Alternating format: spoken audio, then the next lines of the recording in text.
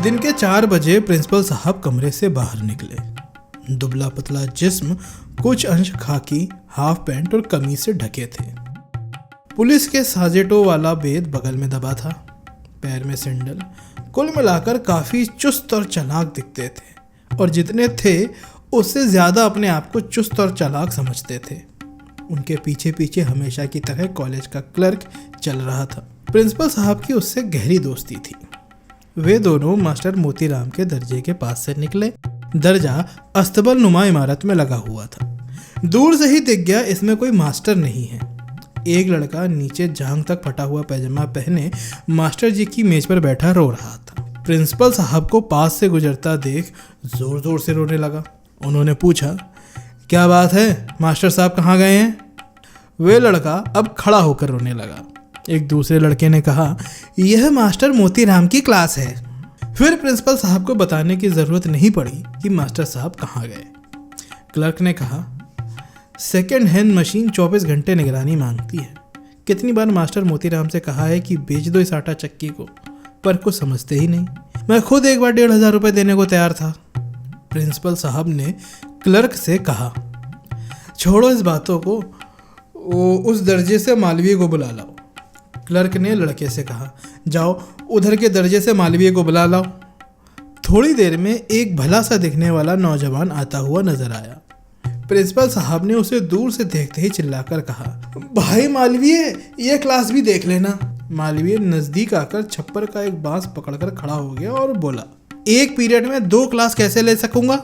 रोने वाला लड़का रो रहा था। क्लास के पीछे कुछ लड़के जोर जोर से हंस रहे थे। बाकी इन लोगों के पास कुछ इस तरह भीड़ की शक्ल में खड़े हो गए जैसे चौराहे पर एक्सीडेंट हो गया हो। प्रिंसिपल साहब ने आवाज तेज करके कहा, ज्यादा कानून ना छाटो। जब से तुम खन्ना के साथ उठने बैठने लगे हो तुम्हें हर काम में दिक्कत मालूम होती है। मालवीय प्रिंसिपल साहब को देखता रह गया। क्लर्क ने कहा, अरे सरकारी बस वाला हिसाब लगाओ मालवीय। एक बस बिगड़ जाती है तो सब सवारियां पीछे आने वाली दूसरी बस में बिठा दी जाती हैं। इन लड़कों को भी वैसे ही अपने दर्जे में ले जाकर बिठा लो। उसने बड़ी ही मीठी आवाज में कहा, पर यह तो 9वां दर्जा है, वहां मैं 7वें को पढ़ा रहा हूँ। प्रिंसिपल साहब की गर्दन मुड़ गई। समझने वाले समझ गए कि अब उनका हाथ हाफ पैंट की जेब में चला गया है और वे चीखेंगे।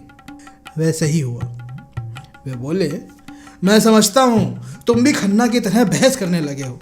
मैं 7वें और 9वें का फर्क समझता हूँ। हमका अब प्रिंसिपल ही करे ना सिखाओ भैया। जौन हुकुम है तौन चुप्पे कैरी आउट करो, समझो कि नहीं? प्रिंसिपल साहब पास ही के गांव में रहने वाले थे। दूर दूर के इलाकों में वे अपने 2 गुणों के लिए विख्यात थे। एक तो फर्जी नक्शा बनाकर कॉलेज के लिए ज्यादा से ज्यादा सरकारी पैसे खींचने के लिए, दूसरा गुस्से की चरम दशा में स्थानीय अवधी बोली का इस्तेमाल करने के लिए। जब वे फर्जी नक्शा बनाते थे तो बड़े से बड़ा एडिटर भी उसमें कलम ना लगा सकता था। जब वे अवधि बोलने लगते थे तो बड़े से बड़ा तर्कशास्त्री भी उनकी बात का जवाब ना दे सकता था। मालवीय सिर झुकाकर वापस चला गया। प्रिंसिपल साहब ने फटे पैजामे वाले लड़के की पीठ पर एक बेद झाड़कर रखा। कहा, जाओ उस दर्जे में जाकर सब लोग चुपचाप बैठो, जरा भी सांस ली तो खाल खींच लूंगा। लड़कों के चले जाने पर क्लर्क ने मुस्कुराकर कहा, चलिए अब खन्ना मास्टर का भी नज़ारा देख ले। खन्ना मास्टर का असली नाम खन्ना था। वैसे ही जैसे तिलक, पटेल, गांधी, नेहरू आदि हमारे यहाँ जाति नहीं बल्कि व्यक्ति के नाम है।